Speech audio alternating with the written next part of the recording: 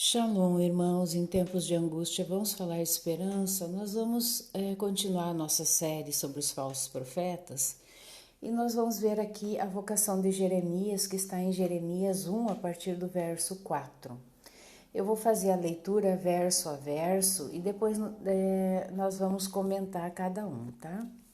A palavra de Yahweh me foi dirigida nos seguintes termos: Antes mesmo de te formar no ventre materno, eu te conheci.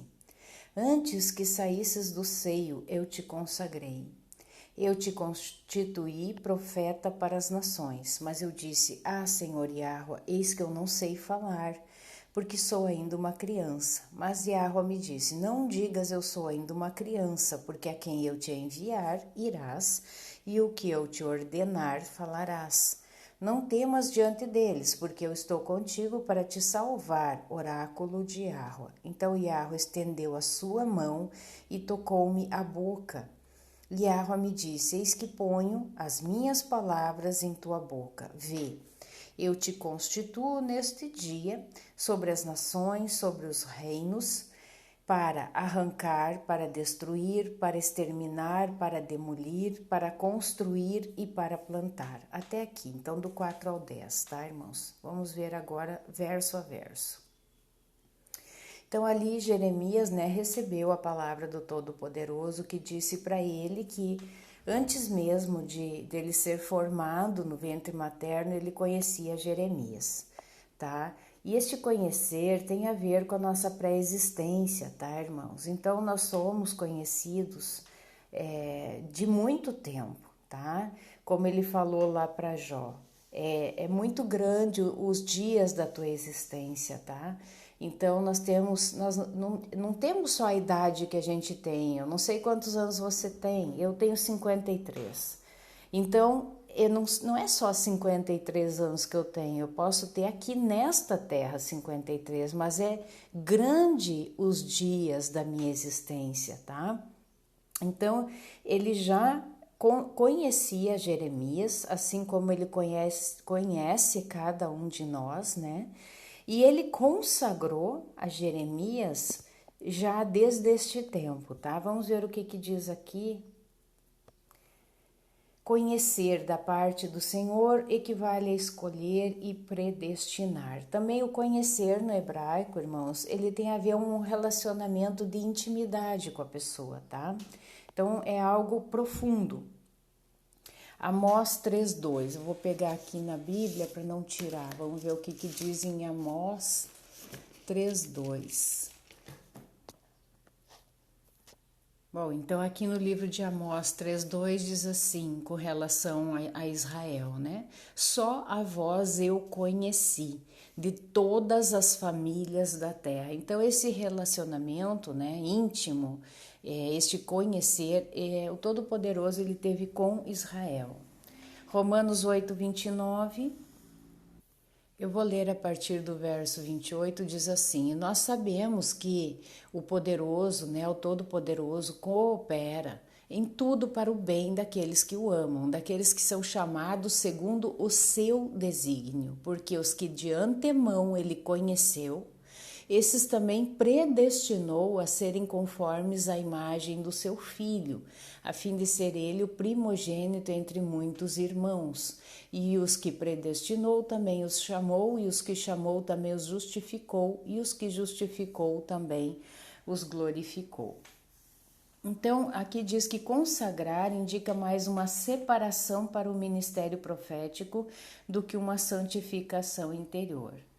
Eu te constituí profeta para as nações. Então, a diferença que existe do verdadeiro profeta e do falso profeta, irmãos, que o verdadeiro profeta ele é constituído profeta pelo Todo-Poderoso. O falso profeta, ele é constituído pelos homens, pela decisão dos homens. Muitas vezes eles dizem, o Senhor te ungiu, o Senhor te escolheu, E isso a gente vai ver lá no verso de Jeremias 14:14, também eu vou pegar aqui na Bíblia para nós não tirarmos aqui do comentário, que ele vai dizer o seguinte, Jeremias 14:14. Diz assim: E Yahweh me disse: é mentira o que os profetas profetizaram em meu nome. Não os enviei, não lhes ordenei nada, eu não lhes falei. Visão mentirosa, adivinhação vã e fantasias de seu coração é o que eles vos profetizam, tá? Então, o verdadeiro profeta, ele é um escolhido antes, né? Antes, ele diz, né, de ter sido formado, antes de sair do seio materno, ele foi constituído já como um profeta. E aqui diz que é o próprio Todo-Poderoso quem consagra. Vamos ver os versos que estão aqui. Isaías 49:1. Ilhas, ouvi-me, povos distantes, prestai atenção. Desde o seio materno Yahweh me chamou, desde o ventre de minha mãe pronunciou o meu nome. Gálatas 1:15. Quando, porém, aquele que me separou desde o seio materno e me chamou por sua graça, houve por bem. Tá? Então é só para dizer que os versículos aí que estão em concordância, né, com relação a essa pré-determinação, né, como diz a própria pré-determinação. Continuando, mas eu disse: Senhor Yahweh, eis que eu não sei falar porque sou ainda uma criança. Então o profeta Jeremias, ele não se achava apto a ser um profeta, né? Porque é uma grande responsabilidade, irmãos. Muitos querem, né, ou acham que é uma coisa a ser buscada, ou muitas vezes até por orgulho, né, irmãos, de querer ser um profeta, só que a responsabilidade em ser um enviado, né, porque o profeta nada mais do que é um enviado, né, a cumprir uma missão muito difícil. Os verdadeiros profetas, irmãos, eles são perseguidos porque as pessoas, elas não querem ouvir a verdade, tá? Elas preferem aquilo que vem fazer comichão nos ouvidos, né? Como diz a palavra, aquilo que eles querem ouvir. Quando o profeta chega para confrontar o pecado, para falar sobre o erro, para clamar por arrependimento, como João Batista foi o profeta do arrependimento, né, e batizava, né? Então, esse é o propósito do profeta. Não é para glória própria, não é para exaltação própria. Quem faz esse tipo de coisa são os falsos profetas, tá? Eles querem holofotes para si. Eles querem ser aclamados nas praças, eles querem ser adorados, tá? Esses são os falsos profetas, mas os verdadeiros profetas, para você ver durante toda principalmente, né, no Tanar, conhecido como Antigo Testamento, né, que não é a tradução correta, os profetas, eles eram perseguidos, eles eram maltratados, eles eram torturados, eram mortos, tá? Então, por exemplo, Isaías foi cerrado ao meio, gente.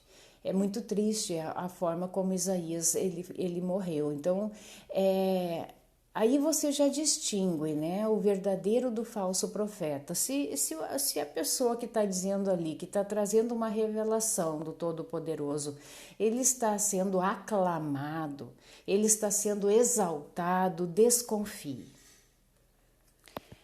Continuando. Então aqui, né, Jeremias disse que ainda era uma criança, porém o Todo-Poderoso disse para ele: a quem eu te enviar irás, e o que eu te ordenar falarás. Então ali era um mandamento que estava sendo dado a Jeremias, tá? Ele tinha que cumprir o seu propósito aqui, né? Cumprir a sua missão.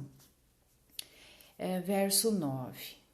Não, verso 8. Não temas diante deles, porque eu estou contigo para te salvar, oráculo de Yahweh. Então, essa era a ordenança para ir, mas não temer, tá? Que o Todo-Poderoso era com ele. E o que isso significa? Muitos vão dizer, mas como? Como isso? Não temer se o próprio Isaías foi cerrado ao meio, né? Isso não importa a forma como nós vamos padecer neste mundo, nesta vida terrena aqui, irmãos. Importa é a salvação. Imagina o galardão que estes homens vão receber, né, do Todo-Poderoso, né? Obviamente que eu creio, é uma coisa pessoal, né, que eles não chegaram a sentir aquelas dores da tortura, tá? Não chegaram a sofrer tamanha dores excruciantes assim, né? É um pensamento que eu tenho, posso estar enganada, tá? Então, no 10, vê, eu te constituo neste dia sobre as nações e sobre os reinos.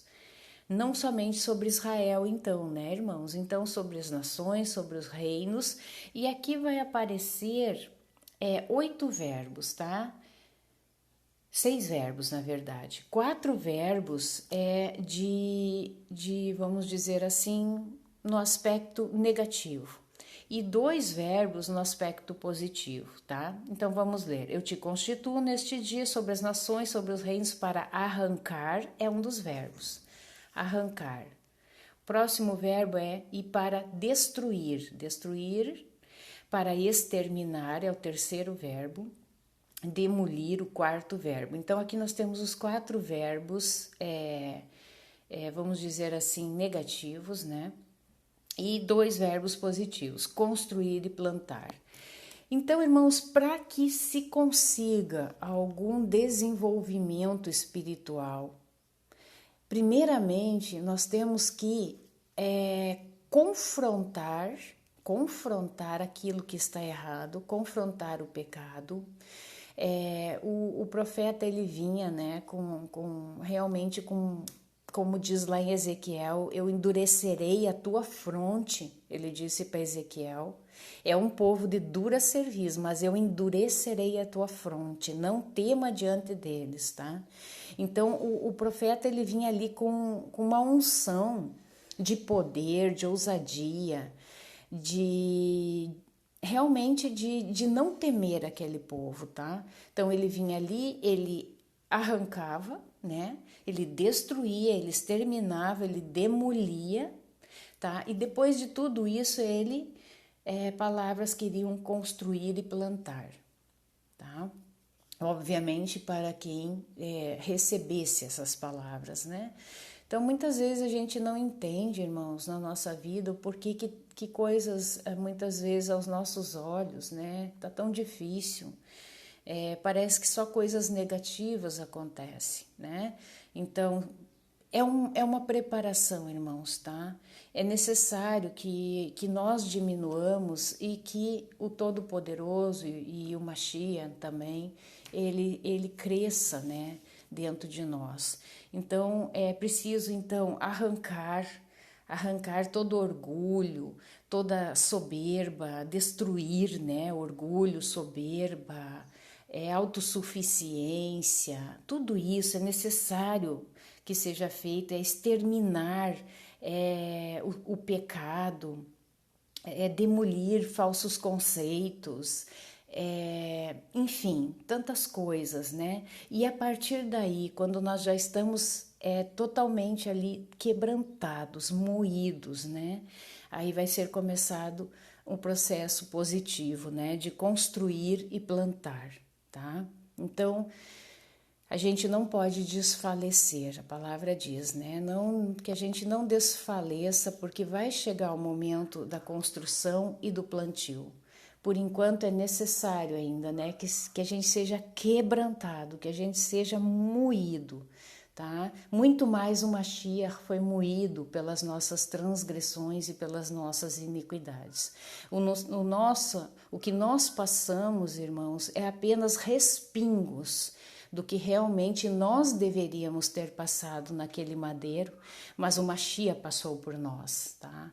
Só que nós temos uma natureza tão tão caída, tão fragilizada, tão pecaminosa, que nós temos como tendência a murmuração, as queixas, e a gente acha que no menor respingo que cai sobre nós, já é o fim do mundo, já não aguentamos mais a pressão.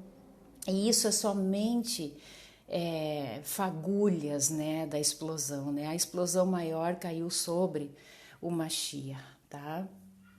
Então, nesse sentido, irmãos, que eu quero que a gente entenda e discirna. É muito fácil de discernir, irmãos, é fácil.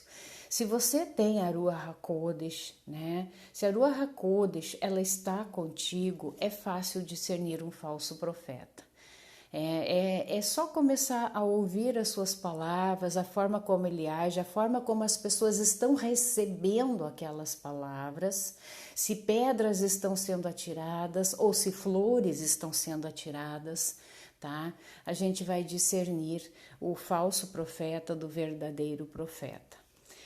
Na palavra nós temos muitas referências a respeito disso, mas nós vamos fazendo na sequência mais vídeos. Então, a nossa reflexão de hoje é a respeito, então, da vocação de Jeremias. Amém, irmãos? Fiquem na Shalom.